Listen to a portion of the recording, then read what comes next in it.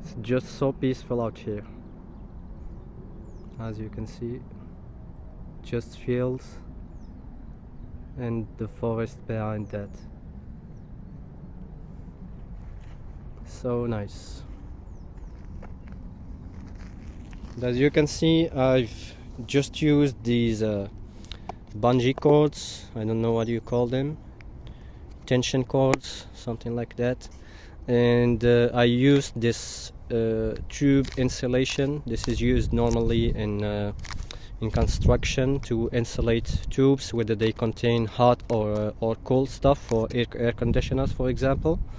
I've put it like all around the battery and all around the frame of the bike. That way I will not scratch it, and so far it's been holding, quite well. The battery has not moved, and yeah, and it's actually it's perfect because all the heavy weight of the batteries, the motor and the rider is centered or as close to the center of the bike as it can be. That way it's it's the weight is distributed between the two wheels. Most e-bikes, sadly, without speaking of big e-bikes with fat tires and such, most e-bikes, sadly, they always have most of the weight on the back, which does not help with handling. So this one is perfect.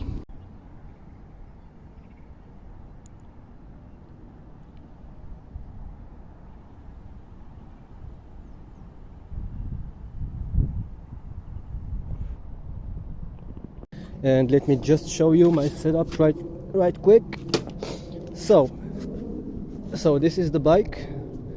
As you can see, it's a hardtail with suspension up front.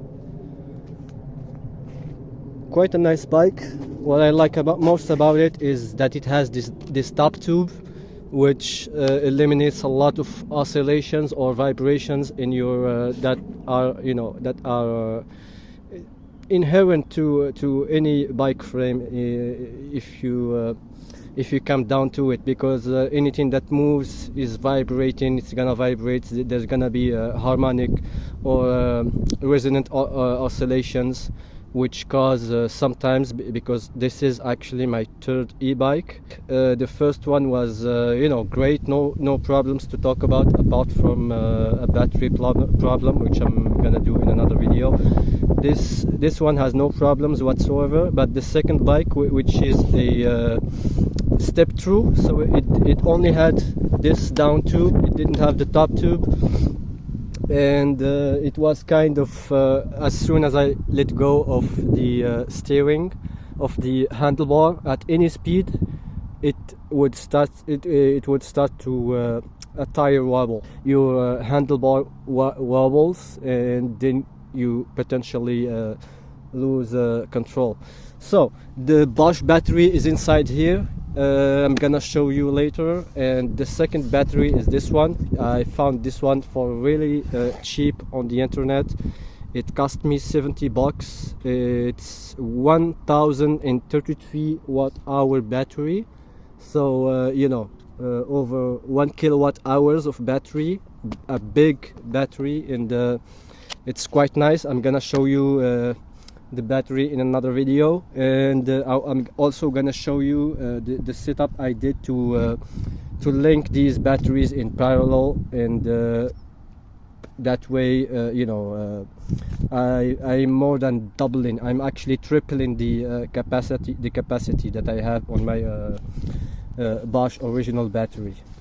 So this is a Bosch Performance Line CX. Quite the good motor, very nice motor. I think it has 75 or 85 Newton meters of torque, at peak power, and I think this is the second generation, the second or third, I'm not sure. This is my first Bosch e-bike system actually, so I don't know a lot of the differences between the different motors. I have a automatic gear changer at the back. That's the Inviolo automatic, which is a great system. It works either by you have to actually set up the cadence, or there's a optional mode in which you have to select your gears yourself. They are actually simulated gears because, as you know, the Inviolo hub is continuously variable transmission, a CVT as they are called. So that's the bike. As you can see right now, I have just lost the first bar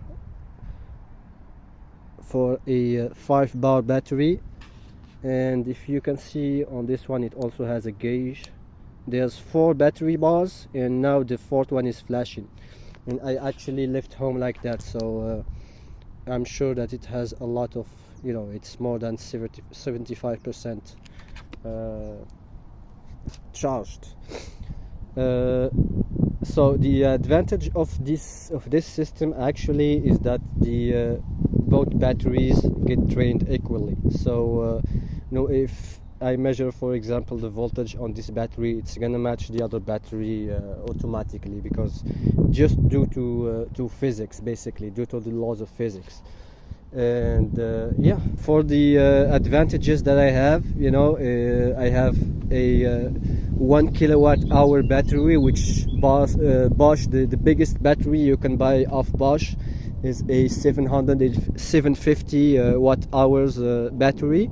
And I can't even actually put it on this bike, because this is a bike that dates to 2019 and before, I think. And the new 750 watt-hour batteries only function on what they call the vertical battery system. This is the horizontal battery system. So I hope that you will find this beneficial, and I'm gonna explain a lot more in another video, or in a follow-up video to this one.